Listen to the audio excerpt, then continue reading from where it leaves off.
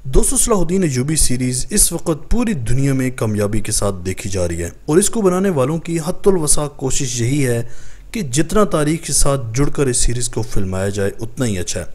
इस सीरीज के पहले सीजन की आखिरी किस्त शूट हो चुकी है और जो खबरें आ रही हैं उनके हिसाब से क्या आने वाली इसकी आखिरी किस्त होगी या नहीं, इस पर आज बात करेंगे। और सलाहुद्दीन अय्यूबी सीरीज़ की एक इंतहाई अहम शख्सियत से मेरी बातचीत भी हुई है जिसका अहवाल मैं आपको आगे जाकर बताऊंगा।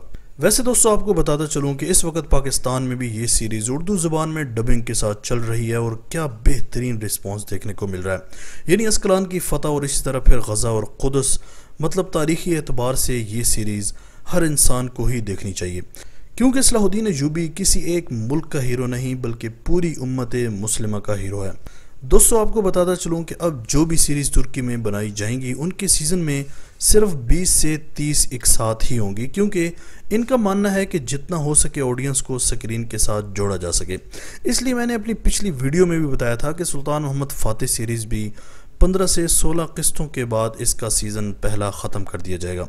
दोस्तों अगर सलाहुद्दीन अय्यूबी सीरीज़ के एंड की बात करें तो जैसा आपने देखा कि अब्दुल कादिर जिलानी ने आकर सारे मुसलमानों को मुत्तहिद किया और इनको कहा कि जब तक तुम लोग आपस में मुत्तहिद ना हो जाओ तब तक तुम कुफ़ार का मुकाबला कर ही नहीं सकते।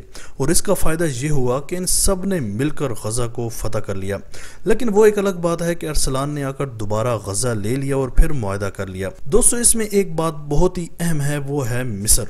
जी हाँ दोस्तों, मिस्र से फ़ातिमी का आना और फिर कुफ़ार के साथ मुआहदा करना, इन सब को आपने लाजमी जहन में रखना है, क्योंकि मेरी अगली आने वाली वीडियो में इस पर तफसील से बात होगी। दोस्तों वैसे अगर अब्दुल कादिर जिलानी के मुसलमानों को मुत्तहिद करने की बात आज के दौर में अगर देखी जाए तो कितने इस्लामी मुल्क हैं दुनिया में, और इन सब के होते हुए एक छोटे से मुल्क का मुकाबला नहीं कर सकते जो कि आए रोज़ गज़ा पर बमबारी कर रहा है। इसकी सिर्फ एक ही वजह है, वो ये कि तमाम मुसलमान और इस्लामी मुल्क मुत्तहिद नहीं हैं, हर किसी को अपना मफाद अजीज़ है।